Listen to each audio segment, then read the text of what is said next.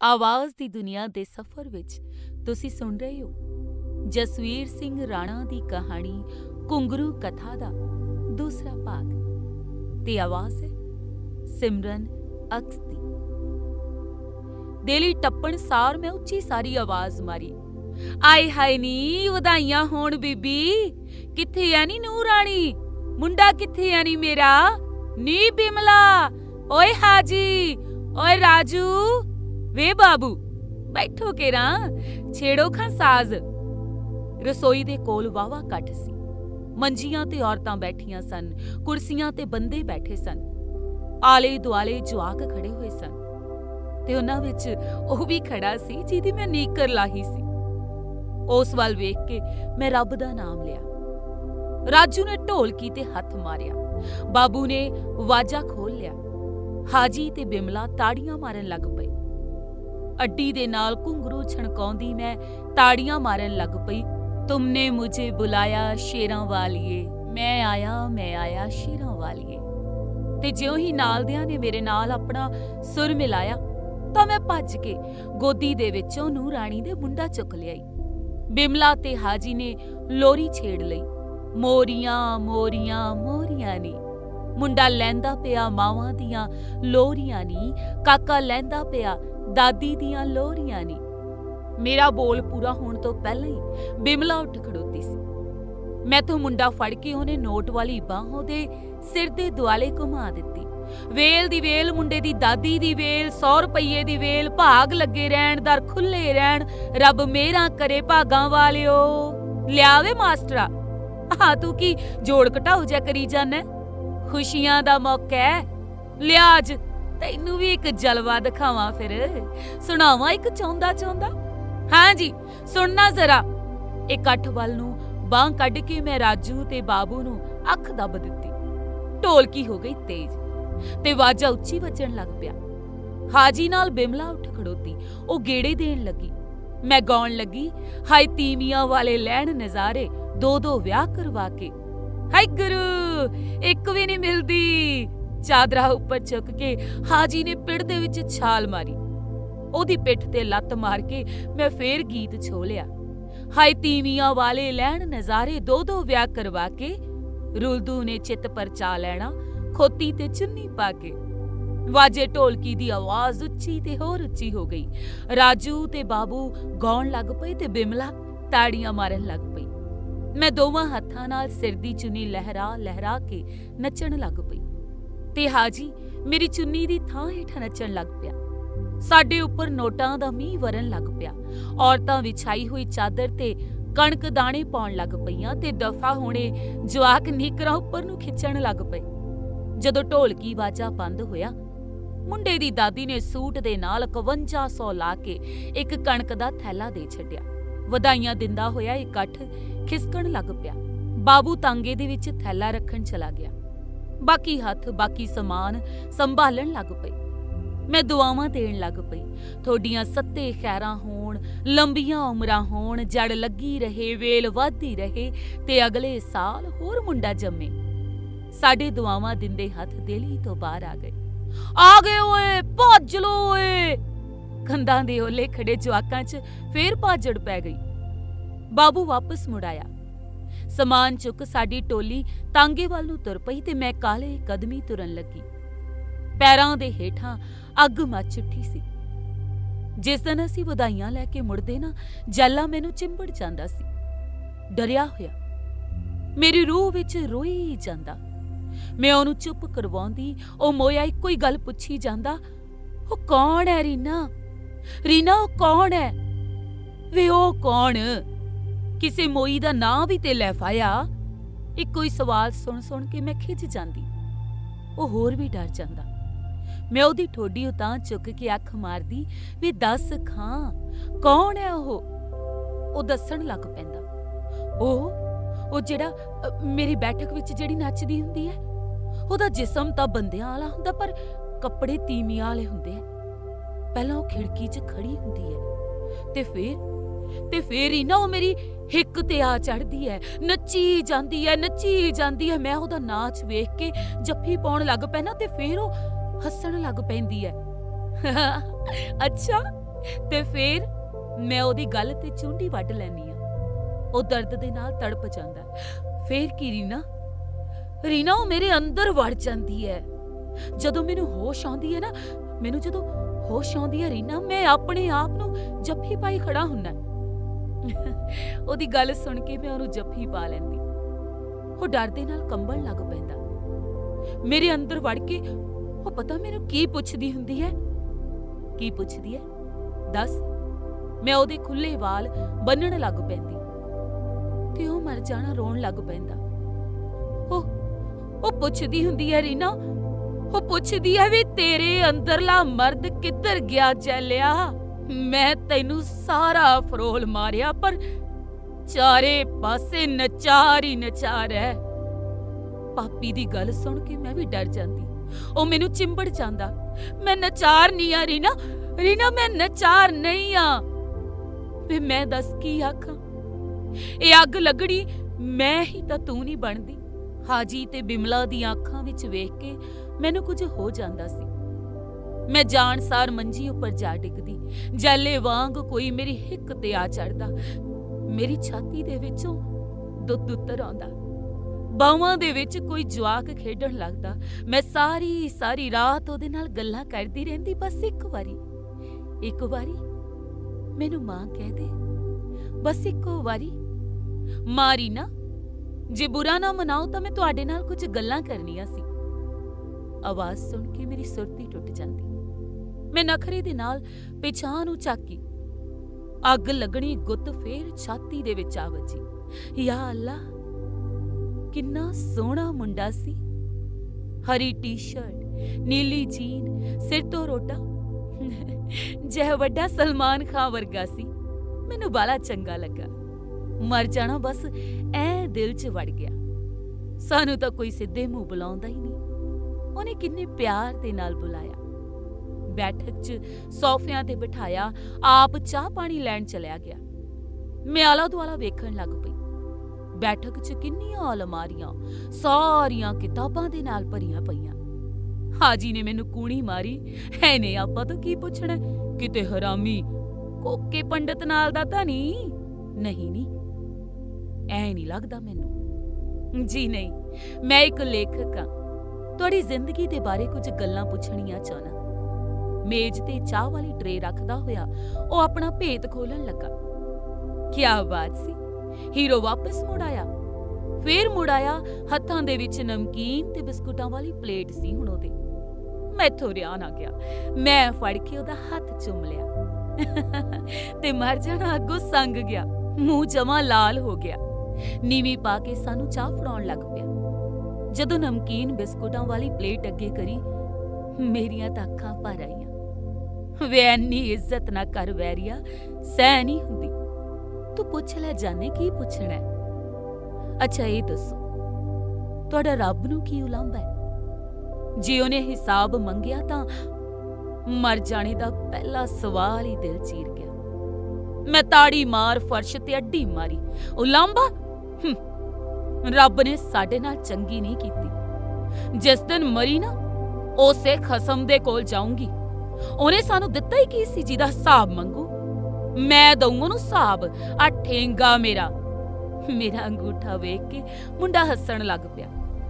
ਕਹਿੰਦਾ, ਮੈਂ ਸੁਣਿਆ ਜੇ ਤੁਹਾਨੂੰ ਕੋਈ ਮੂੰਹ ਮੰਗੀ ਵਧਾਈ ਨਾ ਦਵੇ ਤੇ ਤੁਸੀਂ ਅੜ ਜਾਂਦੇ ਹੋ, ਬਦਦੁਆ ਦੇ ਦਿੰਦੇ ਹੋ। ਜੇ ਕੋਈ ਫੇਰ ਵੀ ਨਾ ਮੰਨੇ ਤੇ ਨੰਗੇ ਹੋ ਕੇ ਨੱਚਣ ਲੱਗ ਪੈਂਦੇ ਹੋ। ਹੇ ਰਾਮ ਜੀ, ਇਹ ਮੈਂ ਕੀ ਸੁਣ ਰਹੀ ਸਾਂ? ਐਨਾ ਕੁਫਰ। ਮੈਂ ਬਿਮਲਾ ਵੱਲ ਨੂੰ ਝਾਕੀ। ਉਹ ਬੈਠੀ ਸਿਰ ਮਾਰ ਰਹੀ ਸੀ। ਮੈਂ ਤਾੜੀ ਮਾਰੀ। ਉਹਨੇ ਲਾਹਨਤ ਪਾਈ। ਦੁਨੀਆ ਭਾਵੇਂ ਸਾਨੂੰ ਬੇਸ਼ਰਮ ਆਖਦੀ ਹੈ, ਪਰ ਸ਼ਰਮ ਵਾਲੀ ਗੱਲ ਸੀ। ਮੈਨੂੰ ਵੀ ਪਤਾ ਸੀ ਕੁਝ ਬੇਸ਼ਰਮਾਂ ਦੇ ਕਾਰਨ ਸਾਡਾ ਸਾਰਾ ਹੀ ਕੁਨਬਾ ਬਦਨਾਮ ਹੋ ਚੱਲਿਆ ਸੀ, ਪਰ ਮੈਂ ਫਖਰ ਦੇ ਨਾਲ ਬੋਲੀ, ਤੂੰ ਠੀਕ ਸੁਣਿਆ ਈ ਮੁੰਡਿਆ। ਸਾਡੇ ਵਿੱਚ ਕਈ ਐਸੇ ਵੀ ਹੈਗੇ ਨੇ, ਉਹ ਸਭ ਤੋਂ ਨੀਵੀਂ ਜ਼ਾਤ ਹੈ, ਪਰ ਅਸੀਂ ਤਾਂ ਵਜ਼ੀਰ ਬਾਬਿਆਂ ਚੋਂ ਆ। ਇਹ ਸਭ ਤੋਂ ਜ਼ਾਤ ਉੱਚੀ ਹੈ। ਜਦੋਂ ਸਾਡੇ ਕੁਨਬੇ 'ਚ ਕੋਈ ਜਸ਼ਨ ਹੋਵੇ, ਵਜ਼ੀਰ ਬਾਬਿਆਂ ਦੀ ਉਡੀਕ ਕੀਤੀ ਜਾਂਦੀ ਹੈ। ਜਦੋਂ ਤੱਕ ਉਹ ਨਾ ਪਹੁੰਚਣ, ਰੋਟੀ ਤੋਂ ਕੱਪੜਾ ਨਹੀਂ ਚੁੱਕਿਆ ਜਾਂਦਾ। ਸਾਡੇ ਪਹੁੰਚਣ ਤੇ ਰੋਟੀ ਸ਼ੁਰੂ ਕੀਤੀ ਜਾਂਦੀ ਹੈ। ਜੇ ਨਾ ਪਹੁੰਚੀਏ, ਭਾਵੇਂ ਲੱਖਾਂ ਲੱਗੇ ਹੋਣ, ਰੋਟੀ ਸ਼ੁਰੂ ਨਹੀਂ ਜੇ ਹੁੰਦੀ। ਮੰਦਰ ਗੁਰਦੁਆਰੇ ਚੜ੍ਹਾ ਆਉਂਦੇ ਨੇ। ਹੁਣ ਤੂੰ ਹੀ ਦੱਸ, ਅਸੀਂ ਬਦਦੁਆ ਕਿਵੇਂ ਦੇ ਸਕਦੇ ਹਾਂ? ਤੇ ਨੰਗਾ ਨੱਚਣਾ ਤਾਂ ਉਹੀ ਬੇਯਕੀਨੀ ਜੀ ਹੁੰਦੀ ਹੈ। ਤਾਂ ਫਿਰ ਤੁਹਾਡਾ ਯਕੀਨ ਕਿਸ ਗੱਲ 'ਚ ਹੈ? ਹੇ ਤੇ ਮਰ ਜਾਣਾ ਉਹੀ ਤੁਰਦੀਆਂ ਪੁੱਛੀ ਜਾਂਦਾ ਸੀ। ਹਾਏ ਹਾਏ ਵੇ, ਤੈਨੂੰ ਮੈਂ ਕੀ ਦੱਸਾਂ, ਕਿਸ ਗੱਲ 'ਚ ਹੈ ਸਾਡਾ ਯਕੀਨ? ਅਸੀਂ ਤਾਂ ਸਭ ਦੀ ਜੜ ਅਗਾਂਹ ਤੁਰਨ ਦੀ ਦੁਆ ਮੰਗਦੇ ਹਾਂ। ਅਸੀਂ ਤਾਂ ਬੰਦੇ ਨੂੰ ਬੰਦੇ ਨਾਲ ਜੋੜਨ ਦੇ ਵਿੱਚ ਯਕੀਨ ਰੱਖਦੇ ਹਾਂ। ਹੇਠਲਾ ਬੁੱਲ ਟੁੱਕਦਿਆਂ ਮੈਂ ਹਾਜੀ ਤੇ ਬਿਮਲਾ ਦਾ ਹੱਥ ਫੜ ਲਿਆ। ਮੁੰਡਾ ਡਰ ਗਿਆ। ਮੈਂ ਉਹਦੀ ਪਿੱਠ ਥਾਪੜੀ, ਡਰ ਨਾ ਜਿਉਣ ਜੋਗਿਆ। ਹੋਰ ਪੁੱਛ। ਜੀ, ਜਦੋਂ ਤੁਸੀਂ ਕਿਸੇ ਘਰ ਦੇ ਵਿੱਚੋਂ ਹਿਜੜਾ ਬੱਚਾ ਚੁੱਕ ਕੇ ਲਿਜਾਂਦੇ ਹੋ, ਉਸ ਵਕਤ ਕੀ ਕੀ ਹੁੰਦਾ? ਡੇਰੇ ਵਿੱਚ ਬੱਚੇ ਦੀ ਪੜ੍ਹਾਈ ਲਿਖਾਈ ਵੀ ਕਰਵਾਉਂਦੇ ਹੋ ਕਿ? ਸਵਾਲ ਸੁਣ ਕੇ ਮੈਨੂੰ ਗਸ਼ੀ ਪੈਣ ਵਾਲੀ ਹੋ ਗਈ। ਉਹ ਦਿਨ ਯਾਦ ਆ ਗਿਆ ਜਦ ਮੈਂ ਰਾਣੀ ਨੂੰ ਚੁੱਕ ਕੇ ਲਿਆਈ ਸਾਂ। ਉਸ ਵਕਤ ਮੇਰੀ ਕੀ ਹਾਲਤ ਹੋਈ ਸੀ, ਇਹ ਮੈਂ ਹੀ ਜਾਣਦੀ ਹਾਂ ਤੇ ਜਾਂ ਮੇਰਾ ਰੱਬ। ਇਹ ਕੀ ਪੁੱਛ ਲਿਆ ਜ਼ਾਲਮ ਨੇ? ਮੇਰੇ ਮੂੰਹ ਵੱਲ ਝਾਕ ਕਰਿਆ ਸੀ ਕਿ ਕੀ ਦੱਸਦੀ ਆ, ਕੀ ਛੱਡਦੀ। ਮੈਂ ਪੂਰੀ ਗੱਲ ਤਾਂ ਅੰਦਰ ਦੱਬ ਲਈ, ਅੱਧੀ ਕੁ ਗੱਲ ਦੱਸਣ ਲੱਗ ਪਈ। ਜਾ ਵੇ ਵੱਡਿਆ ਪੜ੍ਹਿਆ ਲਿਖਿਆ, ਆਇਆ ਸਵਾਲ ਕਰਨ ਨੂੰ। ਸਾਡਾ ਵੀ ਜੀ ਕਰਦਾ ਜਵਾਕਾਂ ਨੂੰ ਪੜ੍ਹਾ ਲਿਖਾ ਕੇ ਤੁਹਾਡੇ ਵਰਗੇ ਅਫਸਰ ਬਣਾਈਏ, ਪਰ ਦਫੇ ਹੋਣਿਆਂ ਨੂੰ ਸਕੂਲ ਕਿਵੇਂ ਭੇਜੀਏ? ਸਕੂਲ ਦੇ ਫਾਰਮਾਂ 'ਚ ਤਾਂ ਮੁੰਡੇ ਕੁੜੀ ਦਾ ਖਾਨਾ ਹੀ ਹੁੰਦਾ ਨਾ। ਸਾਡੇ ਜਵਾਕਾਂ ਲਈ ਤਾਂ ਫਾਰਮ 'ਚ ਥਾਂ ਹੀ ਨਹੀਂ ਹੁੰਦੀ। ਉਹਨਾਂ ਨੂੰ ਦੱਸ ਕਿਹੜੇ ਖਾਨੇ ਪਾਈਏ? ਵੇ ਤੁਸੀਂ ਤੇ ਸਾਡਾ ਖਾਨਾ ਹੀ ਖਰਾਬ ਕਰ ਛੱਡਿਆ। ਪਰ ਐਸੀ ਗੱਲ ਨਹੀਂ ਮੁੰਡਿਆ, ਪੜ੍ਹਨ ਵਾਲੇ ਪੜ੍ਹ ਹੀ ਜਾਂਦੇ ਨੇ। ਸਾਡੀ ਬਰਾਦਰੀ ਦੀ ਇੱਕ ਮੋਨਾ ਅਹਿਮਦ ਹੈ, ਉਹਨੇ ਆਪਣੀ ਜੀਵਨ ਕਹਾਣੀ ਦੀ ਕਿਤਾਬ ਮੈਂ ਮੋਨਾ ਅਹਿਮਦ ਲਿਖੀ ਹੈ। ਜੇ ਨਹੀਂ ਯਕੀਨ ਤਾਂ ਪੜ੍ਹ ਲਵੀਂ। ਕਿਉਂ ਵੀ ਮੁੰਡਿਆ, ਆ ਗਈ ਯਾਦ ਪੜ੍ਹਾਈ? ਵੇਖੀਆਂ ਸਾਡੀ ਰੀਨਾ ਦੀਆਂ ਗੱਲਾਂ ਫਿਰ? ਰਾਜੂ ਤੇ ਬਾਬੂ ਨੂੰ ਅੱਖਾਂ ਮਾਰਦਾ ਹਾਜੀ ਚੌੜਾ ਹੋਇਆ ਬੈਠਾ ਸੀ। ਉਸ ਨਾਲ ਬੈਠੀ ਬਿਮਲਾ ਨੂੰ ਕੋਫਤ ਹੋ ਰਹੀ ਸੀ। ਡੁੱਬ ਜਾਣੀ ਉੱਠ ਚੱਲਣ ਦਾ ਇਸ਼ਾਰਾ ਕਰੀ ਜਾਂਦੀ ਸੀ। ਜਦੋਂ ਮੈਂ ਉਹਦੇ ਵੱਲ ਵੇਖਦੀ, ਉਹਦੀ ਖੱਬੀ ਅੱਖ ਉੱਪਰ ਵਾਲਾਂ ਦੀ ਤਿੱਖੀ ਕੀਤੀ ਧਾਰੀ ਉਤਾਂਹ ਨੂੰ ਉੱਠਦੀ ਤੇ ਬਾਹਰ ਨੂੰ ਇਸ਼ਾਰਾ ਕਰਦੀ। ਉਹ ਮੁੰਡੇ ਤੋਂ ਤੇ ਮੈਂ ਉਸ ਤੋਂ ਔਖੀ ਹੋਈ ਬੈਠੀ ਸਾਂ। ਦਿਲ ਕਰਦਾ ਸੀ ਹੋਰ ਗੱਲਾਂ ਦੱਸਾਂ। ਮਸੀਹ ਤੇ ਕਿਸੇ ਨੇ ਬਾਤ ਪੁੱਛੀ ਸੀ, ਨਹੀਂ ਤੇ ਸਾਨੂੰ ਕੌਣ ਪੁੱਛਦਾ ਤੇ ਸਾਡੀਆਂ ਕੌਣ ਸੁਣਦਾ ਭਲਾ? ਮੁੰਡੇ ਨੇ ਮੇਰੀ ਰਮਜ਼ ਪਛਾਣ ਲਈ। ਹਰਾਮੀ ਹੌਸਲਾ ਫੜ ਗਿਆ। ਆਂਦਾ, ਇਹ ਸਾਰਾ ਕੁਝ ਕਰਦਿਆਂ ਜਰਦਿਆਂ ਤੁਹਾਡੇ ਅੰਦਰ, ਤੁਹਾਡੀ ਰੂਹ ਦੇ ਵਿੱਚ ਕੀ ਚੱਲਦਾ ਰਹਿੰਦਾ? ਉਫ, ਮਰ ਜਾਣੇ ਨੇ ਸਵਾਲ ਕਾਹਦਾ ਪੁੱਛਿਆ, ਉਹੀ ਕਾਲਜਾ ਹੀ ਕੱਢ ਕੇ ਲੈ ਗਿਆ। ਮੇਰੀ ਰੂਹ ਕੰਬੀ, ਮੈਂ ਤੜਪ ਉੱਠੀ। ਕੀ ਕਰਦੀ? 3-4 ਤਾੜੀਆਂ ਮਾਰੀਆਂ। ਰਾਜੂ ਨੇ ਢੋਲਕੀ ਤੇ ਹੱਥ ਮਾਰਿਆ, ਹਾਜੀ ਨੇ ਅੱਡੀ ਤੇ ਬਿਮਲਾ ਨੇ ਤਾੜੀ। ਪੂਰੀ ਬੈਠਕ ਗੂੰਜ ਉੱਠੀ। ਮੈਂ ਇੱਕੋ ਝਟਕੇ ਦੇ ਨਾਲ ਖੜੀ ਹੋਈ। ਬੱਸ ਕਰ ਵੇ ਮੁੰਡਿਆ, ਮਹੰਤਾਂ ਨੂੰ ਇਹੋ ਜਿਹੀਆਂ ਗੱਲਾਂ ਨਹੀਂ ਪੁੱਛੀਦੀਆਂ। ਕਾਗਜ਼ ਪੈਨ ਚੁੱਕੀ ਖੜਾ ਉਹ ਵੇਖਦਾ ਰਹਿ ਗਿਆ। ਮੈਂ ਹਵਾ ਦੇ ਵਾਂਗ ਬੈਠਕ ਦੇ ਵਿੱਚੋਂ ਬਾਹਰ ਨਿਕਲੀ। ਹਾਜੀ, ਬਿਮਲਾ, ਰਾਜੂ ਤੇ ਬਾਬੂ, ਸਾਰੀ ਟੋਲੀ ਮੇਰੇ ਪਿੱਛੇ ਪਿੱਛੇ ਤੁਰਨ ਲੱਗੀ। ਸਾਨੂੰ ਵੇਖਣ ਲਈ ਖੜੀਆਂ ਔਰਤਾਂ ਖਚਰੀ ਅੱਖ ਦੇ ਨਾਲ ਵੇਖ ਰਹੀਆਂ ਸਨ। ਉਹਨਾਂ ਵੱਲ ਵੇਖ ਮੈਨੂੰ ਜੈਲੀ ਦੀ ਆਖੀ ਹੋਈ ਗੱਲ ਯਾਦ ਆ ਗਈ। ਉਹ ਦੱਸਦਾ ਸੀ, ਇਹ ਲੁੱਚੀਆਂ ਨੇ ਸਾਰੀਆਂ, ਇਹਨਾਂ ਨੇ ਮੇਰਾ ਲੰਘਣਾ ਔਖਾ ਕੀਤਾ ਹੋਇਆ। ਜਿਨ੍ਹਾਂ ਨੇ ਤੈਨੂੰ ਲੰਘਣਾ ਔਖਾ ਕੀਤਾ ਹੋਇਆ ਉਹਨਾਂ ਨੂੰ ਕਹਿ, ਸਾਰੀਆਂ ਨੂੰ ਲੁੱਚੀਆਂ ਨਾ ਕਹਿ ਵੈਰੀਆ। ਮੈਂ ਤਾਂ ਉਹਨੂੰ ਮਜ਼ਾਕ ਕੀਤਾ ਸੀ, ਪਰ ਉਹ ਔਰਤਾਂ ਦੇ ਵਾਂਗ ਬੋਲਣ ਲੱਗ ਪਿਆ। ਇਹ ਮੇਰਾ ਵਿਆਹ ਨਹੀਂ ਹੋਣ ਦਿੰਦੀਆਂ ਰੀਨਾ, ਨਚਾਰ ਕਹਿ ਕਹਿ ਕੇ ਇਹਨਾਂ ਨੇ ਮੇਰਾ ਅੱਗਾ ਮਾਰਦਾ। ਇਹ ਲੁੱਚਪੁਣਾ ਨਹੀਂ ਤਾਂ ਹੋਰ ਕੀ ਹੈ? ਔਰਤ ਬਿਨਾਂ ਔਰਤਾਂ ਤੋਂ ਕਿੰਨਾ ਔਖਾ ਸੀ ਨਾ ਵਿਚਾਰਾ। ਉਸ ਅੰਦਰ ਸਾਰੀਆਂ ਔਰਤਾਂ ਦੇ ਖਿਲਾਫ ਜ਼ਹਿਰ ਭਰਿਆ ਪਿਆ ਸੀ।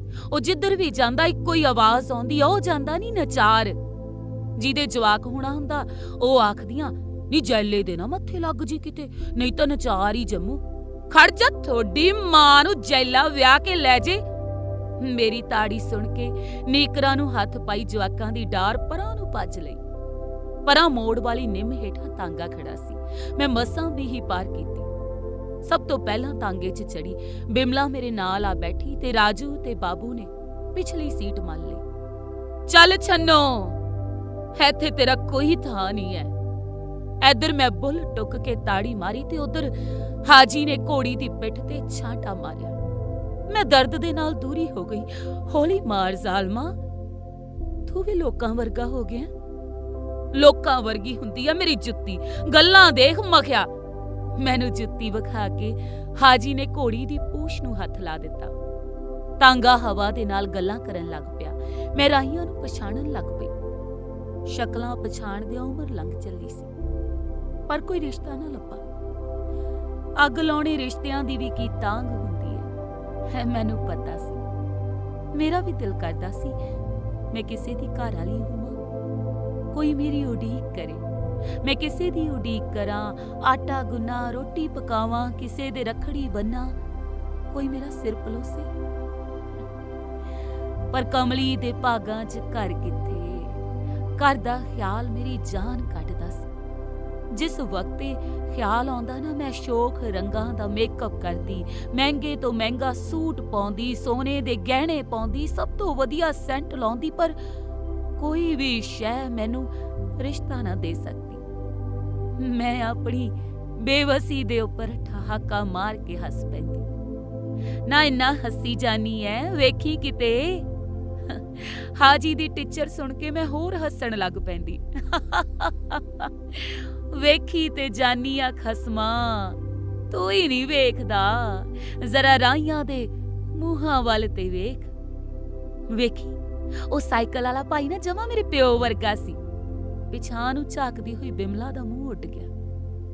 ਮਰ ਜਾਣਾ। ਹਾਜੀ ਹੱਸਣ ਲੱਗ ਪਿਆ। ਜਿਹੜੇ ਘਰ ਆਪਾਂ ਵਧਾਈ ਲੈਣ ਗਏ ਸੀ, ਉੱਥੇ ਬੈਠੀਆਂ ਸਾਰੀਆਂ ਔਰਤਾਂ ਮੇਰੀ ਭੈਣ ਵਰਗੀਆਂ ਸੀ ਤੇ ਖੜੇ ਬੰਦਿਆਂ 'ਚ ਇੱਕ ਮੇਰੇ ਭਰਾ ਵਰਗਾ ਸੀ। ਰੋਕ ਰੋਕ ਰੋਕ, ਇੱਥੇ ਤਾਂਗਾ ਰੋਕ ਲੈ ਵੈਰੀਆ। ਉਹ ਘਰ 'ਚ ਨਾ ਮੇਰੀ ਮਾਂ ਵਰਗੀ ਰਹਿੰਦੀ ਹੈ ਜਮਾਂ। ਸੜਕ ਕਿਨਾਰੇ ਬਣੇ ਹੋਏ ਘਰ ਦੇ ਵੱਲ ਹੱਥ ਕਰਕੇ ਮੈਂ ਤਾਂਗਾ ਰੁਕਵਾ ਲਿਆ। ਹੇ ਰਾਮ ਜੀ, ਹਾਏ ਮੈਂ ਮਰ ਜਾਏ। ਹੋਇਆ ਕੀ? ਇਹ ਘਰ ਦੇ ਵਿੱਚ ਇਕੱਠ ਕਾਹਦਾ? ਬਾਹਰ ਵੀ ਲੋਕ ਖੜੋਤੇ ਸਨ। ਅੱਲਾ ਖੈਰ ਕਰੇ। ਜਦੋਂ ਲੰਘੇ ਸਾਂ ਉਦੋਂ ਤੇ ਕੁਝ ਨਹੀਂ ਸੀ। ਮੈਂ ਕਾਬਰ ਗਈ, ਕਾਲੇ ਕਦਮੀ ਅੰਦਰ ਨੂੰ ਹੋ ਤੁਰੀ। ਜਦੋਂ ਅੰਦਰ ਗਈ ਤਾਂ ਮਾਂ ਵਰਗੀ ਨੂੰ ਹੇਠਾਂ ਲਾਈ ਪਏ ਸਨ। ਚੀਕਾਂ ਪੈ ਰਹੀਆਂ ਸਨ। ਮੈਂ ਲਾਸ਼ ਨੂੰ ਜੱਫੀ ਪਾ ਲਈ। ਚਾਹ ਨਹੀਂ ਪਰੇ।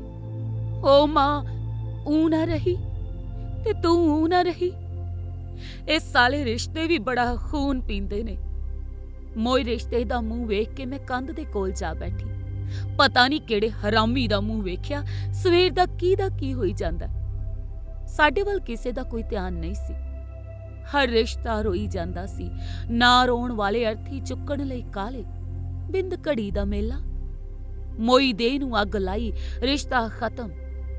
ਡੁੱਬ ਜਾਣੀ ਦੁਨੀਆ ਕੈਸੀ ਸੀ ਨਾ। ਮੈਂ ਜੰਮੀ ਤਾਂ ਇਸੇ ਦੁਨੀਆ 'ਚ ਸੀ, ਪਰ ਮੇਰੀ ਦੁਨੀਆ ਹੋਰ ਸੀ। ਉਹਦਾ ਦਸਤੂਰ ਵੱਖਰਾ ਸੀ। ਜਦੋਂ ਦੁਆਰਕਾ ਮਾਸੀ ਮਰੀ, ਜੀਵਨ ਚਾਰਾ ਦੀ ਰਸਮ ਹੋਈ ਸੀ। 2 ਮਹੰਤਾਂ ਨੂੰ ਤਿਆਰ ਕੀਤਾ ਗਿਆ। ਮਹਿੰਦੀ ਲਾਈ, ਚੂੜਾ ਪਾਇਆ, ਸ਼ੋਖ ਮੇਕਅਪ ਕੀਤਾ। ਇੱਕ ਨੂੰ ਲਾੜਾ, ਦੂਜੇ ਨੂੰ ਲਾੜੀ ਬਣਾਇਆ।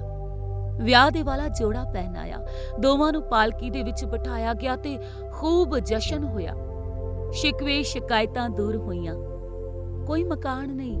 ਬਰਾਤ ਗਈ ਸੀ। ਇੱਕ ਪਾਸੇ ਮੌਤ ਦਾ ਸੋਗ ਸੀ, ਦੂਜੇ ਪਾਸੇ ਮੌਤ ਦੀ ਘੜੀ ਵੀ ਜਸ਼ਨ ਜਾਰੀ ਰੱਖਣ ਦਾ ਐਲਾਨ। ਕਿਹੜੀ ਦੁਨੀਆ ਦਾ ਸੱਚ ਸੀ ਮੇਰਾ? ਅੱਗ ਲੱਗਣੀ ਕੋਈ ਸਮਝ ਨਾ ਆਈ। ਮੈਂ ਜੈਲੇ ਵਾਂਗ ਸੱਥਰ ਤੇ ਸਜੀ ਬੈਠੀ ਸਾਂ। ਲੋਕ ਇੱਕ ਦੂਜੇ ਨੂੰ ਕੂਣੀਆਂ ਮਾਰ ਰਹੇ ਸਨ।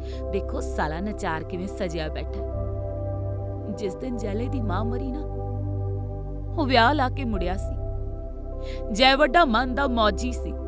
ਦਿਲ ਕਰਦਾ ਤਾਂ ਕੱਪੜੇ ਬਦਲ ਲੈਂਦਾ। ਮਨ ਦੀ ਮੌਜ ਹੁੰਦੀ ਤੇ ਸਜਿਆ ਸਜਾਇਆ ਹੀ ਪਿੰਡਾ ਵੜਦਾ। ਡੁੱਬ ਜਾਣਾ ਉਦਣ ਮੇਰੇ ਵਾਂਗ ਹੀ ਸਜਿਆ ਸਜਾਇਆ ਹੀ ਸੱਥਰ ਦੇ ਉੱਪਰ ਆ ਬੈਠਾ। ਨਾ ਰੋਇਆ ਨਾ ਬੋਲਿਆ, ਉਪਰਿਆਂ ਦੇ ਵਾਂਗ ਬੈਠਾ ਰਿਹਾ। ਲੋਕਾਂ ਨੇ ਅੰਤਿਮ ਇਸ਼ਨਾਨ ਕਰਵਾਇਆ, ਕਫਨ ਪਾਇਆ ਤੇ ਅਰਥੀ ਤਿਆਰ ਕੀਤੀ। ਉਹ ਚੱਲ ਜੈਲਿਆ, ਉੱਠ ਚੱਲ, ਮੋਢਾ ਲਾ ਭਾਈ। ਜਦੋਂ ਸਿਆਣਿਆਂ ਨੇ ਅਰਥੀ ਨੂੰ ਮੋਢਾ ਲਾਉਣ ਨੂੰ ਆਖਿਆ, ਜੈਲਾ ਸਾਰੀਆਂ ਹੀ ਹੱਦਾਂ ਟੱਪ ਗਿਆ। ਉੱਠਿਆ, ਮੂੰਹ ਦੇ ਉੱਪਰ ਚੁੰਨੀ ਲਈ ਤੇ ਅਰਥੀ ਦੇ ਕੋਲ ਜਾ ਕੇ ਨੱਚਣ ਲੱਗ ਪਿਆ। ਉਹਦੇ ਅੰਦਰ ਨਾਚ ਦਾ ਤਮੱਚੜ ਖਿਜ ਉੱਠਿਆ। ਮਰਗਤ ਉੱਪਰ ਆਈ ਦੁਨੀਆ ਡਰ ਗਈ। ਗੱਲਾਂ ਹੋਣ ਲੱਗ ਪਈਆਂ, ਪਾਗਲ ਹੋ ਗਿਆ, ਬੁੜੀ ਨਾਲੋਂ ਤਾਂ ਇਹ ਪਹਿਲਾਂ ਹੀ ਮਰ ਜਾਂਦਾ। ਮਰ ਜਾਣਿਆ, ਇਹ ਕੀ ਕੀਤਾ ਸੀ? ਭੋਗ ਤੋਂ ਬਾਅਦ ਮੈਂ ਪੁੱਛਿਆ। ਜੈਲਾ ਰੋਣ ਲੱਗ ਪਿਆ। ਉਹ ਵੀ ਮੈਨੂੰ ਨਚਾਰ ਕਹਿੰਦੀ ਹੁੰਦੀ ਸੀ ਰੀਨਾ। ਉਹਦੀ ਗੱਲ ਸੁਣ ਕੇ ਮੇਰੀ ਚੀਕ ਨਿਕਲ ਗਈ। ਮੈਂ ਹਾਜੀ ਹੁਰਾਂ ਦੇ ਵੱਲ ਝਾਕੀ, ਉਹਨਾਂ ਦੇ ਮੂੰਹ ਉਤਰੇ ਪਏ ਸਨ, ਪਰ ਇੱਕ ਬੰਦਾ ਖੁਸ਼ ਸੀ। ਮੈਂ ਹਰਾਮੀ ਦੀ ਅੱਖ ਪਛਾਣ ਲਈ। ਉਹ ਸਾਡਾ ਜਵਾਈ ਸੀ। ਰਾਜੂ ਤੋਂ ਪਹਿਲਾਂ ਮੋਈ ਮਾਂ ਦਾ ਇਹ ਮੁੰਡਾ ਸਾਡੇ ਨਾਲ ਢੋਲਕੀ ਵਜਾਉਂਦਾ ਹੁੰਦਾ। ਉਹਦੇ ਬਾਅਦ ਉਹ ਕਿਸੇ ਹੋਰ ਡੇਰੇ ਜਾ ਟਿਕਿਆ। ਉਹਦੀ ਮਾਂ ਵਿੱਚ ਮੈਨੂੰ ਆਪਣੀ ਮਾਂ ਦਿਸੀ ਸੀ। ਮੈਂ ਉਹਨੂੰ ਧਰਮ ਦੀ ਮਾਂ ਬਣਾ ਲਿਆ। ਉਹਦੀ ਇੱਕ ਕੁੜੀ ਸੀ। ਮੈਂ ਚੰਦਰੀ ਨੂੰ ਗੋਦ ਲੈ ਲਿਆ, ਰੀਝਾਂ ਨਾਲ ਪਾਲੀ ਪਲੋਸੀ, ਰਿਸ਼ਤਿਆਂ ਦੀ ਲੱਜ ਪਾਲੀ। ਜਦੋਂ ਉਹ ਵੱਡੀ ਹੋਈ ਤੇ ਵਿਆਹ ਦਿੱਤੀ, ਇੰਨਾ ਦਾਜ ਦਿੱਤਾ, ਮੇਰਾ ਲੱਖਾਂ ਰੁਪਈਆ ਲੱਗਿਆ, ਪਰ ਪਹਿਲੇ ਦਿਨ ਹੀ ਮੇਰੀ ਅੱਖ ਫਰਕੀ ਸੀ। ਜਿਸ ਦਿਨ ਕੁੜੀ ਮੁੜਦੀ ਗੱਡੀ ਆਈ ਤੇ ਜਵਾਈ ਭਾਈ ਹੋਰ ਹੀ ਪੁੱਠੀਆਂ ਸਿੱਧੀਆਂ ਮਾਰਨ ਲੱਗ ਪਿਆ। ਹਰਾਮੀ ਸ਼ਗਨਾਂ ਵਾਲੇ ਦਿਨ ਕੈਸੀਆਂ ਗੱਲਾਂ ਮਾਰੀ ਜਾਂਦਾ ਸੀ। ਮੇਰਾ ਦਿਲ ਕੀਤਾ ਵੀ ਉਹਦੇ ਨਾਲੇ ਆਪਣੇ ਸਿਰ ਵਿੱਚ ਛਿੱਤਰ ਮਾਰ ਲਵਾਂ, ਪਰ ਕੁਝ ਕਰ ਨਾ ਸਕੀ। ਕੁੜੀ ਲਈ ਸਭ ਪੁੱਠੀਆਂ ਸਿੱਧੀਆਂ ਜਰ ਗਈ ਮੈਂ। ਕਸਮ ਪੈਦਾ ਕਰਨ ਵਾਲੇ ਦੀ, ਹੋਰ ਕਿੰਨਾ ਕੁ ਜਰਦੀ ਮੈਂ। ਸੱਚ ਸੁਣਨਾ ਹੀ ਪੈਣਾ ਸੀ। ਉਹ ਵਿਆਹ ਤੋਂ ਸਾਲ ਕੁ ਬਾਅਦ ਸੁਣ ਲਿਆ। ਇੱਕ ਦਿਨ ਕੁੜੀ ਡਰੀ ਹੋਈ ਡੇਰੇ ਆਈ ਤੇ ਮੈਨੂੰ ਜੱਫੀ ਪਾ ਕੇ ਰੋਣ ਲੱਗੀ। ਮਾਂ, ਹੁਣ ਮੈਂ ਤੁਹਾਨੂੰ ਮਿਲਣ ਨਹੀਂ ਆਇਆ ਕਰਦੀ। ਹਾਏ ਹਾਏ, ਕਿਉਂ ਮਰ ਜਾਣੀਏ? ਉਹ ਪੁੱਬਾ ਮਾਰਨ ਲੱਗ ਪਈ। ਮੇਰਾ ਘਰ ਵਾਲਾ ਕਹਿੰਦਾ, ਹੁਣ ਤੂੰ ਹਿਜੜਿਆਂ ਨੂੰ ਮਿਲਣ ਨਾ ਜਾਇਆ ਕਰ, ਮੇਰੀ ਬੇਇੱਜ਼ਤੀ ਹੁੰਦੀ ਹੈ। ਵੇ ਜਾ ਪਰੇ ਵੈਰੀਆ, ਮੈਂ ਤੇ ਤੈਨੂੰ ਆਪਣਾ ਸਮਝਿਆ ਸੀ। ਕੁੜੀ ਦਾ ਸਿਰ ਪਲੋਸ ਕੇ ਮੈਂ ਕਿੰਨਾ ਹੀ ਚਿਰ ਤਾੜੀਆਂ ਮਾਰਦੀ ਰਹੀ। ਉਹ ਦਿਨ ਰਾਤ ਮੈਂ ਕਈ ਮੌਤਾਂ ਮਰੀ, ਮੇਰੀਆਂ ਅੱਖਾਂ ਦੇ ਵਿੱਚ ਖੂਨ ਤੈਰਦਾ ਰਿਹਾ। ਮੈਂ ਸਾਰੀ ਰਾਤ ਰਿਸ਼ਤਿਆਂ ਵਿਚਲਾ ਫਰਕ ਲੱਭਦੀ ਰਹੀ, ਪਰ ਸਵੇਰ ਤੱਕ ਮੈਨੂੰ ਫਰਕ ਨਾ ਲੱਭਾ, ਤੇ ਜਿਹੜਾ ਲੱਭਾ ਉਹ ਬੜਾ ਡਰਾਉਣਾ ਸੀ। ਇਹ ਦੁਨੀਆ ਕਿੰਨੀ ਡਰਾਉਣੀ ਹੈ ਮਾਂ। ਸੱਥਰ ਤੇ ਡਰੀ ਬੈਠੀ ਮੈਂ ਹਾਜੀ ਦੇ ਵੱਲ ਝਾਕੀ। ਮਰ ਜਾਣਾ ਉਹ ਵੀ ਡਰਿਆ ਖੜਾ ਸੀ। ਮੈਂ ਕਾਹਲੀ ਦੇ ਨਾਲ ਉੱਠੀ, ਲਾਸ਼ ਦੇ ਕੋਲ ਗਈ। ਲੋਕਾਂ ਦਾ ਮੂੰਹ ਵੇਖਿਆ ਤੇ ਨੱਕ ਵਟਿਆ ਹੋਇਆ ਸੀ।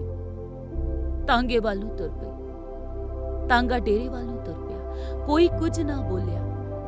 ਅਖੀਰ ਤੱਕ ਮੜੀਆਂ ਵਰਗੀ ਚੁੱਪ ਵਰਤੀ ਰਹੀ।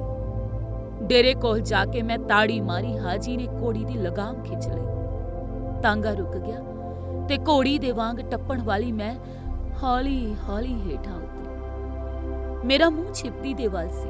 ਡੁੱਬ ਜਾਣਾ ਸੂਰਜ ਡੁੱਬ ਰਿਹਾ ਸੀ। ਉਹਦੀ ਲਾਲੀ ਵੇਖ ਕੇ ਮੈਨੂੰ ਸ਼ਰਮ ਆ ਗਈ। ਕਾਰ ਕੋਲ ਤਾਂਗਾ ਖੜਾ, ਹਾਜੀ ਪਰਾਂ ਘੋੜੀ ਬੰਨਣ ਚਲਾ ਗਿਆ। ਬਾਬੂ ਵਧਾਈ ਵਾਲਾ ਸਮਾਨ ਚੁੱਕਣ ਲੱਗ ਪਿਆ ਤੇ ਰਾਜੂ ਵਾਜਾ ਢੋਲਕੀ। ਮਰ ਜਾਣੀ, ਬਿਮਲੀ ਨੂੰ ਪਤਾ ਨਹੀਂ ਕੀ ਹੋ ਗਿਆ, ਮੇਰੇ ਵੱਲ ਵੇਖੀ ਜਾ ਰਹੀ ਸੀ। ਨੀ ਕੀ ਵੇਖੀ ਜਾਨੀ ਐ, ਦਫਾ ਹੋਣੀਏ। ਮੈਂ ਉਹਦੀ ਪਿੱਠ ਤੇ ਧੱਫਾ ਮਾਰਿਆ। ਲੁੱਚੀ ਡੁੱਬ ਰਹੇ ਸੂਰਜ ਵੱਲ ਵੇਖਣ ਲੱਗ ਪਈ ਤੇ ਕਹਿੰਦੀ, ਬਸ ਹੁਣ ਹੋਰ ਵੇਖਿਆ ਨਹੀਂ ਜਾਂਦਾ। ਵੇਖਣ ਨੂੰ ਰਹਿ ਵੀ ਕੀ ਗਿਆ। ਅੰਦਰ ਵੜਨ ਸਾਰ ਜੈਲਾ ਵੀ ਬਿਮਲਾ ਦੇ ਵਾਂਗ ਬੋਲਿਆ ਸੀ। ਉਹਦੀ ਆਵਾਜ਼ ਫਟੀ ਹੋਈ ਸੀ। ਉਹ ਕੱਲ ਦੀ ਦਿਹਾੜੀ ਲਾ ਕੇ ਜੋ ਪਰਤਿਆ ਸੀ। ਜਿਨ੍ਹਾਂ ਦਿਨਾਂ 'ਚ ਵਿਆਹ ਦਾ ਸੀਜ਼ਨ ਨਾ ਹੁੰਦਾ, ਉਹ ਦੇਵ ਮਿਸਤਰੀ ਦੇ ਨਾਲ ਦਿਹਾੜੀ ਤੇ ਚਲਿਆ ਜਾਂਦਾ। ਮੈਂ ਬਥੇਰਾ ਆਖਦੀ ਵੀ ਸਾਡੇ ਨਾਲ ਵਗ ਚੱਲਿਆ ਕਰ ਜੈਲਿਆ। ਉਹ ਤੈਨੂੰ ਨਹੀਂ ਪਤਾ ਰੀਨਾ, ਦੇਵ ਨਾਲ ਦਿਹਾੜੀ ਝਾੜ ਦਾ ਸਵਾਦ ਹੀ ਹੋਰ ਹੈ। ਤੇ ਉਹ ਦੇਵ ਦੇਵ ਕਰਨ ਲੱਗ ਪੈਂਦਾ। ਕਿਉਂ ਵੇ, ਦੇਵ ਨਾਲ ਕਾਹਦਾ ਸਵਾਦ ਹੈ ਤੈਨੂੰ ਲੁੱਚਿਆ? ਮੈਂ ਉਹਦੇ ਚੁੰਡੀ ਵੱਢਦੀ। ਉਹ ਡੇਰੇ ਦੀਆਂ ਕੰਧਾਂ ਵੱਲ ਵੇਖਣ ਲੱਗ ਪੈਂਦਾ। ਦੇਵ ਮੈਨੂੰ ਪੁੱਤ ਕਹਿ ਕੇ ਬੁਲਾਉਂਦਾ ਹੁੰਦਾ ਹੈ। ਲਿਆ ਪੁੱਤ ਇੱਟ, ਲਿਆ ਪੁੱਤ ਗਾਰਾ, ਲਿਆ ਪੁੱਤਾ। ਪਰ ਕੱਲ ਉਹ ਕੁਝ ਹੋਰ ਹੀ ਕਹਿੰਦਾ ਸੀ। ਉਹਦੀ ਗੱਲ ਜੈਲੇ ਦੇ ਇੱਟ ਵਾਂਗ ਵੱਜੀ। ਉਹ ਕੰਧ ਦੇ ਵਾਂਗ ਢਹਿ ਗਿਆ ਤੇ ਸਾਰੀ ਰਾਤ ਡਿੱਗਿਆ ਰਿਹਾ। ਦਿਨ ਚੜ੍ਹਨ ਸਾਰ ਉੱਠਿਆ ਤੇ ਡੇਰੇ ਚਾ ਵੜਿਆ। ਉਹ ਦੇਵ ਮਿਸਤਰੀ ਦੀ ਆਖੀ ਗੱਲ ਦੱਸਣ ਲੱਗਾ। ਅਖੇ ਕੱਲ ਆਥਣ ਦੀ ਗੱਲ ਹੈ। ਮੈਂ ਦੇਵ ਨਾਲ ਦਿਹਾੜੀ ਤੇ ਸੀ। ਪੈੜ ਖਾਸੀ ਉੱਚੀ ਸੀ ਤੇ ਮੈਂ ਉੱਤੇ ਖੜਾ ਇੱਟਾਂ ਫੜਾ ਰਿਹਾ ਸੀ। ਮਾੜੀ ਕਿਸਮਤ ਮੇਰੀ ਵੀ ਪੁਲਸੀਆਂ ਦੀ ਕੁੜੀ ਦਾ ਵਿਆਹ ਸੀ। ਬਰਾਤ ਆਈ ਹੋਈ ਸੀ। ਰੋਟੀ ਵਕਤ ਜਦੋਂ ਬਾਜਾ ਵੱਜਿਆ, ਮੇਰੇ ਅੰਦਰ ਕੁਝ ਨੱਚਣ ਲੱਗ ਪਿਆ। ਮੇਰੇ ਹੱਥ ਪੈਰ ਥਿਰਕਣ ਲੱਗ ਪਏ ਤੇ ਹੱਥ ਫੜੀ ਇੱਟ ਪੈਰਾਂ ਕੋਲ ਪਿਆ ਤਸਲਾ ਹੇਠਾਂ ਡਿੱਗ ਪਈ। ਦੇਵ ਨੇ ਮੇਰੇ ਪੈਰਾਂ ਤੇ ਕਾਂਡੀ ਮਾਰੀ ਤੇ ਕਹਿੰਦਾ, ਜਾ ਪਰੇ। ਉਹੀ ਨਚਾਰ ਦਾ ਨਚਾਰ ਰਿਹਾ ਨਾ। ਮੈਂ ਕਿਹਾ ਗੱਲਾਂ ਦੇਖ ਸਾਲਾ ਬਣਿਆ ਫਿਰਦਾ ਮਿਸਤਰੀ, ਉਹ ਬੰਦਾ ਹੀ ਪਛਾਣਨੋਂ ਹਟ ਗਿਆ। ਕੋੜੀ ਬੰਨ ਕੇ ਆਇਆ ਹਾਜੀ ਮਿਸਤਰੀ ਨੂੰ ਗਾਲਾਂ ਕੱਢਣ ਲੱਗ ਪਿਆ। ਮੈਂ ਉਹਦੇ ਵੱਲ ਵੇਖ ਕੇ ਘੂਰੀ ਵੱਟੀ ਤੇ ਲੱਕ ਮਾਰਦੀ ਅੰਦਰ ਨੂੰ ਤੁਰ ਪਈ। ਅੰਦਰ ਮੰਜੀ ਪਈ ਸੀ, ਮੈਂ ਉਹਦੇ ਉੱਪਰ ਜਾ ਡਿੱਗੀ। ਹਾਰ ਸ਼ਿੰਗਾਰ ਮੈਨੂੰ ਵੱਡ-ਵੱਡ ਖਾਣ ਲੱਗ ਪਿਆ। ਮਨ ਕਾਲਾ ਪੈਣ ਲੱਗ ਪਿਆ। ਦਿਲ ਕੀਤਾ ਕਿਤੇ ਭੱਜ ਜਾਵਾਂ, ਪਰ ਕਿੱਥੇ। ਗੁਰਦੁਆਰੇ ਵਾਲਾ ਪਾਠੀ ਕਹਿੰਦਾ ਸੀ, ਰਹਿਣ ਕੇ ਥਾਂ ਨਹੀਂ। ਨਹੀਂ ਕਿਉਂ ਅੜੀਏ, ਆ ਜਾ ਰੋਟੀ ਖਾ ਲੈ 2 ਬੁਰਕੀਆਂ। ਸਰਾਣੇ ਖੜੀ ਔਰਤ ਮੈਨੂੰ ਕਿਤੇ ਵੇਖੀ ਹੋਈ ਲੱਗੀ। ਓਏ ਅੱਲਾ, ਇਹ ਤੇ ਬਿਮਲਾ ਸੀ। ਲੁੱਚੀ ਰੋਟੀ ਖਾਣ ਨੂੰ ਆਖ ਰਹੀ ਸੀ। ਨਾ, ਅੱਜ ਸਵੇਰ ਦਾ ਬਹੁਤਾ ਕੁਛ ਖਾ ਲਿਆ, ਬਸ ਹੁਣ ਭੁੱਖ ਨਹੀਂ ਰਹੀ। ਬਿਮਲਾ ਵੱਲ ਵੇਖ ਮੈਨੂੰ ਜਾਨਕੀ ਮਹੰਤ ਯਾਦ ਆ ਗਿਆ। ਜੱਲਾ ਭੁੱਲ ਗਿਆ। ਹਰਾਮੀ ਸਵੇਰ ਦਾ ਰੂਹ 'ਚ ਬੜਿਆ ਬੈਠਾ ਸੀ। ਤੁਹਾਡੇ ਅੰਦਰ, ਤੁਹਾਡੀ ਰੂਹ ਦੇ ਵਿੱਚ ਕੀ ਕੁਝ ਚੱਲਦਾ ਰਹਿੰਦਾ ਹੈ? ਮੇਰੀ ਰੂਹ ਵਿੱਚ ਲਖਾਰੀ ਮੁੰਡੇ ਦਾ ਸਵਾਲ ਘੁੰਮਣ ਲੱਗ ਪਿਆ। ਮੈਂ ਉਹਨੂੰ ਅੱਧਾ ਜਵਾਬ ਦਿੱਤਾ ਸੀ। ਹਰਾਮੀ ਨੂੰ ਕੀ ਦੱਸਦੀ? ਮੇਰੀ ਰੂਹ 'ਚ ਕਬਰਾਂ ਨੇ। ਉਹਨਾਂ ਕਬਰਾਂ ਦੇ ਵਿੱਚ ਇੱਕ ਹੌਂਕਾ ਗੂੰਜਦਾ ਰਹਿੰਦਾ ਹੈ। ਜੇਕਰ ਉਸ ਚੰਦਰੀ ਨੂੰ ਨਾ ਚੁੱਕ ਕੇ ਲਿਆਉਂਦੀ, ਪਰ ਕਿੰਜ ਨਾ ਲਿਆਉਂਦੀ। ਗੁਰੂ ਦਾ ਹੁਕਮ ਸੀ, ਨੀ ਮਰ ਜਾਣਿਓ, ਜਾਓ ਕੁੜੀ ਨੂੰ ਲੈ ਕੇ ਆਓ। ਹਾਂ ਸੱਚ, ਅੱਜ ਤਾਂਗੇ 'ਚ ਨਾ ਜਾਇਓ, ਕਾਰ ਲੈ ਕੇ ਜਾਇਓ। ਤਾਂਗਾ ਮੇਰੀ ਰੂਹ ਦੀ ਸਵਾਰੀ ਸੀ, ਪਰ ਮੈਂ ਗੁਰੂ ਦਾ ਹੁਕਮ ਮੰਨਿਆ, ਤਾਂਗਾ ਛੱਡ ਦਿੱਤਾ। ਕਾਰ ਕੱਢੀ ਤੇ ਉਸ ਪਿੰਡ ਜਾ ਰਹੇ ਜਿੱਥੋਂ ਖਬਰ ਮਿਲੀ ਸੀ। ਮਰ ਜਾਣੇ ਸੁਹੀਏ ਨੇ ਦੱਸਿਆ, ਪਿੰਡ 'ਚ ਸਾਡੀ ਜ਼ਾਤ ਦੀ ਕੁੜੀ ਜੰਮੀ ਸੀ। ਅਸੀਂ ਘਰ ਅੱਗੇ ਤਾੜੀ ਮਾਰੀ, ਆਏ ਹਾਏ ਨੀ ਕੁੜੀ ਦੀ ਮਾਂ, ਕਿੱਥੇ ਐ ਤੂੰ? ਸਾਨੂੰ ਵੇਖ ਕੇ ਘਰ ਦਾ ਦਰਵਾਜ਼ਾ ਬੰਦ ਹੋ ਗਿਆ ਤੇ ਲੋਕਾਂ ਦੇ ਖਿੜਕੀਆਂ ਦਰਵਾਜ਼ੇ ਖੁੱਲ ਗਏ। ਜਵਾਕ ਬੀਹੀ ਚ ਆ ਗਏ। ਮਰਦ ਔਰਤਾਂ ਦਾ ਤਮਾਸ਼ਾ ਸ਼ੁਰੂ ਹੋ ਗਿਆ। ਮੈਂ ਹਰਾਮੀਆਂ ਨੂੰ ਅੱਖ ਮਾਰੀ, ਫਿਰ ਤਾੜੀ ਮਾਰ ਕੇ ਉੱਚੀ ਸਾਰੀ ਆਵਾਜ਼ ਦਿੱਤੀ, ਨੀ ਇਹ ਤਾਂ ਔਰਤਾਂ ਮਰਦਾਂ ਦੀ ਮੰਡੀ ਐ, ਤੂੰ ਇਹਦਾ ਕੀ ਕਰੇਂਗੀ? ਲਿਆ ਸਾਡੀ ਅਮਾਨਤ ਦੇ ਦੇ, ਇੱਥੇ ਇਹਦਾ ਕੋਈ ਨਹੀਂ। ਮੇਰੀ ਗੱਲ ਸੁਣ, ਤਾੜੀਆਂ ਵੱਜਣ ਲੱਗ ਪਈਆਂ। ਬੀਹੀ ਦੇ ਵਿੱਚ ਨਾਚ ਦਾ ਧਮੱਚੜ ਪੈਣ ਲੱਗ ਪਿਆ। ਦਰਵਾਜ਼ਾ ਖੁੱਲ ਗਿਆ। ਘੁੰਗਰੂਆਂ ਵਾਲੇ ਪੈਰ ਅੰਦਰ ਆ ਵੜੇ। ਮੈਂ ਸਭ ਤੋਂ ਮੁਰੇ ਸਾਂ। ਜੰਮਣ ਵਾਲਾ ਮਰਦ ਉਦਾਸ ਖੜਾ ਸੀ। ਕੰਧਾਂ ਨਾਲ ਲੱਗੀਆਂ ਔਰਤਾਂ ਰੋ ਰਹੀਆਂ ਸਨ, ਪਰ ਕੁੜੀ ਦੀ ਮਾਂ ਕਿੱਥੇ ਸੀ? ਮੈਂ ਮੰਜੀ ਤੇ ਬੈਠੀ ਬੁੜੀ ਦੇ ਕੋਲ ਖੜੀ। ਲਿਆ ਦੱਸ ਬੀਬੀ, ਕਿੱਥੇ ਲੁਕੋਈ ਐ? ਉਹਨੇ ਸਿਆਣਪ ਵਰਤੀ ਤੇ ਸਾਹਮਣੇ ਵਾਲੀ ਬੈਠਕ ਵੱਲ ਇਸ਼ਾਰਾ ਕਰ ਦਿੱਤਾ। ਤਾੜੀਆਂ ਦੀ ਆਵਾਜ਼ ਉੱਚੀ ਹੋ ਗਈ ਤੇ ਮੈਂ ਅੰਦਰ ਜਾ ਵੜੀ। ਕੰਧ ਕੋਲ ਪੇਟੀ ਪਈ ਸੀ। ਉਹਦੇ ਵੱਲ ਵੇਖ ਕੇ ਮੈਂ ਤਾੜੀ ਮਾਰੀ, ਨੀ ਮੈਂ ਮਰ ਗਈ। ਤੂੰ ਕਿੱਥੇ ਲੁਕੀ ਬੈਠੀ ਐ ਜਿਉਣ ਜੋਗੀ ਏ? ਵੇ ਨਾ ਲੈ ਜਾਓ ਜ਼ਾਲਮੋ, ਮੈਂ ਮਸਾਂ 10 ਸਾਲ ਬਾਅਦ ਔਲਾਦ ਦਾ ਮੂੰਹ ਵੇਖਿਆ। ਤੁਹਾਨੂੰ ਰੱਬ ਦਾ ਵਾਸਤਾ ਮੇਰੀ ਧੀ ਛੱਡ ਦਿਓ, ਮੈਂ ਹੱਥ ਬੰਨਦੀ ਆ ਤੁਹਾਡੇ। ਕੁੜੀ ਦੀ ਮਾਂ ਰੋਣ ਲੱਗ ਪਈ। ਚੰਦਰੀ ਦੀਆਂ ਅੱਖਾਂ ਵੱਲ ਵੇਖ ਕੇ ਮੈਂ ਡਰ ਗਈ।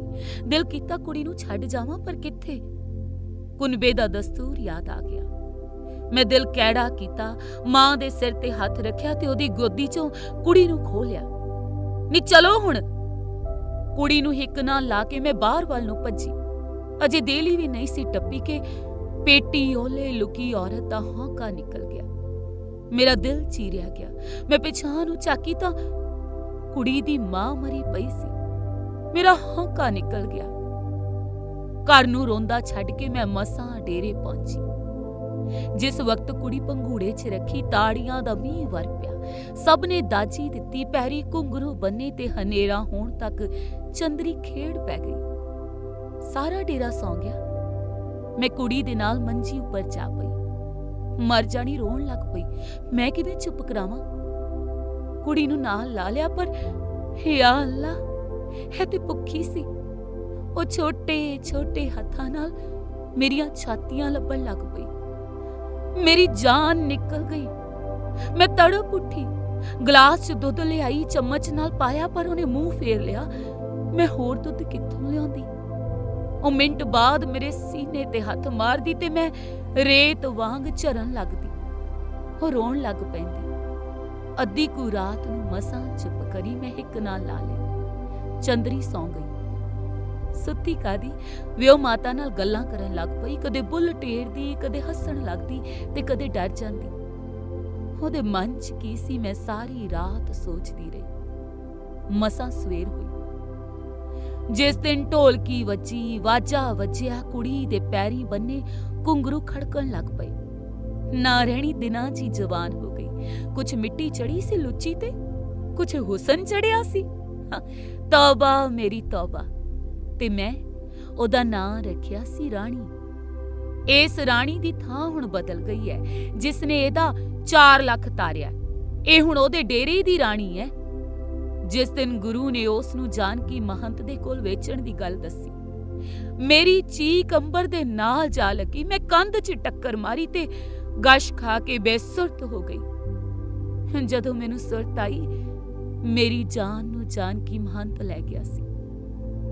ਜਿੰਦ ਲੈ ਗਿਆ ਦਿਲਾਂ ਦਾ ਜਾਨੀ, ਤੇ ਬੁੱਤ ਸਾਡੀ ਝੋਲੀ ਪੈ ਗਿਆ। ਰਾਣੀ ਨੂੰ ਯਾਦ ਕਰਕੇ ਮੇਰਾ ਹੌਂਕਾ ਨਿਕਲ ਗਿਆ। ਇੱਕ ਵਾਰੀ ਜੀ ਦੀ ਰੂਹ 'ਚ ਲੈ ਗਿਆ, ਇਹ ਹੌਂਕਾ ਨਹੀਂ ਨਿਕਲਦਾ ਹੁੰਦਾ ਰੀਨਾ। ਪੈ ਜਾ ਹੁਣ। ਮੈਨੂੰ ਅੱਧ ਸੁੱਤੀ ਪਈ ਵੇਖ ਕੇ ਬਿਮਲਾ ਝਾਕੀ। ਮੈਨੂੰ ਆਖ ਰਹੀ ਸੀ। ਡੇਰੇ ਦੇ ਅੰਦਰ ਬਾਹਰ ਸੰਘਣਾ ਹਨੇਰਾ ਉਤਰ ਆਇਆ ਸੀ। ਸਭ ਕੁਝ ਧੁੰਦਲਾ ਨਜ਼ਰ ਆ ਰਿਹਾ ਸੀ। ਹਾਜੀ ਸੁੱਤਾ ਪਿਆ ਸੀ। ਪਰਾਂ ਕੰਧ ਕੋਲ ਰਾਜੂ ਤੇ ਬਾਬੂ ਪਏ ਸਨ। ਸੁੱਤੀਆਂ ਦੇਹਾਂ ਵੱਲ ਵੇਖ ਕੇ ਮੈਂ ਮੰਜੀ ਛੱਡ ਦਿੱਤੀ। ਗੁੱਟ ਤੇ ਬੰਨੀ ਘੁੰਗਰੂਆਂ ਵਾਲੀ ਖੰਬੜੀ ਚੁੰਮ ਕੇ ਸ਼ੀਸ਼ੇ ਦੇ ਅੱਗੇ ਜਾ ਖੜੋਈ। ਮਰ ਜਾਣਾ ਮੈਨੂੰ ਵੇਖਣ ਲੱਗ ਪਿਆ। ਮੈਂ ਉਹਨੂੰ ਚੁੰਨੀ ਨਾਲ ਸਾਫ਼ ਕਰਨ ਲੱਗ ਪਈ। ਕਿਉਂ ਵੀ ਗੁੰਗਿਆ? ਹੁਣ ਤਾਂ ਕੁਛ ਬੋਲ। ਸਾਨੂੰ ਥਾਂ ਚਾਹੀਦੀ ਹੈ। ਟੁੱਟ ਜਾਣਾ ਕੁਝ ਨਹੀਂ ਬੋਲਿਆ।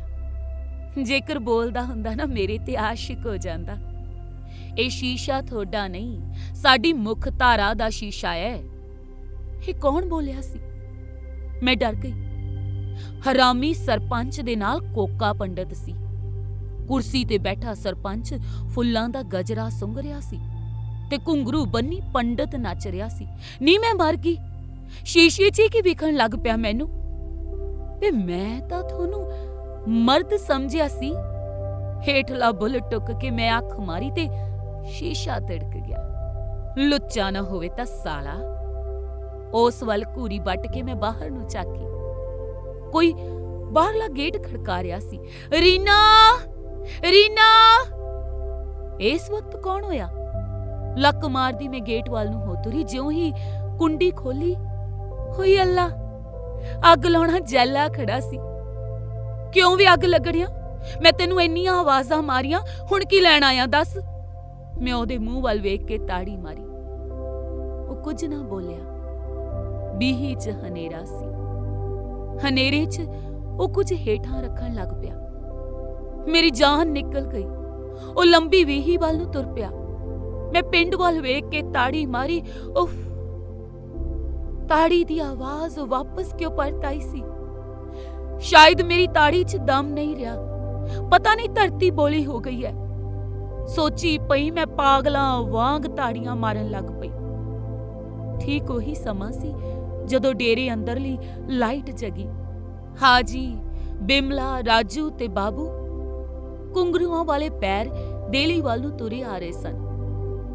ਡੇਰੇ ਅੰਦਰਲੀ ਲਾਈਟ ਦੀ ਇੱਕ ਕਾਤਰ ਬੀਹੀ 'ਚ ਜਾ ਰਹੀ ਸੀ ਤੇ ਬੀਹੀ ਦੇ ਐਨ ਵਿਚਕਾਰ ਚੁੰਨੀ ਤੇ ਘੁੰਗਰੂ ਪਏ ਸਨ।